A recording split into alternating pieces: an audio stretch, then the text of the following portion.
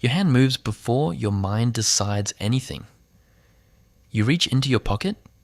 You unlock the screen. Nothing happened. No notification, no reason. You checked anyway. You do this dozens of times a day, and most of the time you don't even notice. But the real reason you can't stop is stranger than willpower or bad habits. It's a system over 2 million years old, running in a world it was never built for. Why does checking feel good, even when you find nothing? Shouldn't an empty screen teach you to stop looking? Instead, it teaches you to look more. In the 1950s, psychologist B.F. Skinner put pigeons in a box with a lever. Press it, food comes out. Simple. Predictable. Then he changed the rule. Food came at random intervals, sometimes after one press, sometimes after 20. The pigeons didn't press less. They pressed obsessively, ignoring food sitting right in front of them, chasing a reward they couldn't predict. Skinner called it variable ratio reinforcement. It's the most powerful behavioral hook ever discovered. Not certainty, uncertainty, not knowing is the addictive part. Your phone runs on that exact schedule. You don't check because you know something is waiting. You check because you don't know. But why would a brain evolve to be this vulnerable to uncertainty? Go back to the savannah. Your ancestors were foragers, no grocery store, just open grassland and no guarantee of what a day's walk would bring. Some days, food. Most days, almost nothing.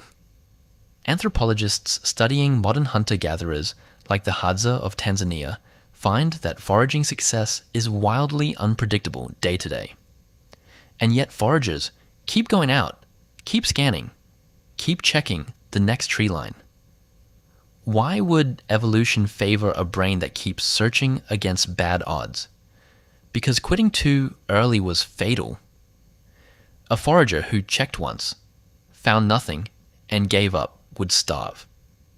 One who kept checking, driven by hope instead of certainty, survived long enough to find the next good patch. Unpredictability didn't discourage your ancestors. It kept them moving. Here's where it gets stranger. In the 1990s, neuroscientist Wolfram Schultz recorded neurons firing in monkeys performing tasks for juice rewards. He expected dopamine to spike when the reward arrived. It did. But when the reward became uncertain, dopamine spiked in anticipation of it before anything happened at all. The uncertainty itself was generating the signal. And when the reward became fully predictable, the dopamine response actually dropped. The brain wasn't rewarding success. It was rewarding not knowing. Later, researcher Kent Berridge showed why. He separated wanting from liking. Liking is the pleasure of getting something good. Wanting is the pull that drives you to seek it.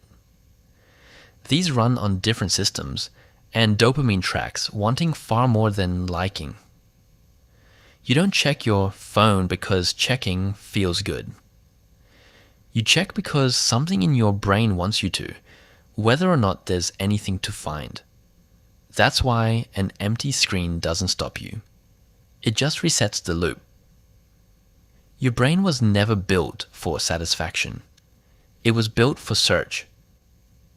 For your ancestors, that restlessness was survival equipment. A brain that rewarded certainty would have stopped searching the moment things got easy, and starved when conditions changed.